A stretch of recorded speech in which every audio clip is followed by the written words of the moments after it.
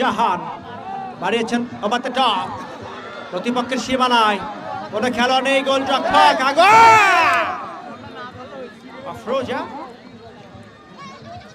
যদি বলটা ক্লিয়ার করতে না পারতেন আরো একটা বিপদ কিন্তু হয়ে যেত দলের পক্ষে, সেটা হয়নি।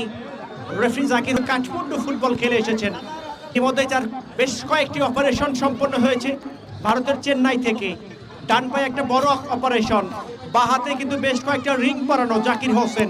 এই যে গোলরক্ষক নিজের সর্বোচ্চ উজাড় করে দিয়ে, একটু আগেই দেখেছিলাম আশামণি যে বলটা তিনি ট্র্যাক করতে গিয়েছিলেন, রুখে দিতে গিয়ে নিজের প্রতি যে আশ্বাসটা রেখেছিলেন এবং সেখান থেকে প্রতিপক্ষের খেলোয়াড়ের হাঁটুতে লেগে বরাবর এই যাত্রায় মাঠের বাইরে, ঠিক এই মন মানসিকতা নিয়েই কিন্তু এক সময় পুরো বাংলাদেশ দাপিয়ে ভারতের নেপালের কাঠমান্ডু পর্যন্ত গিয়েছিলেন আমাদের জাকির।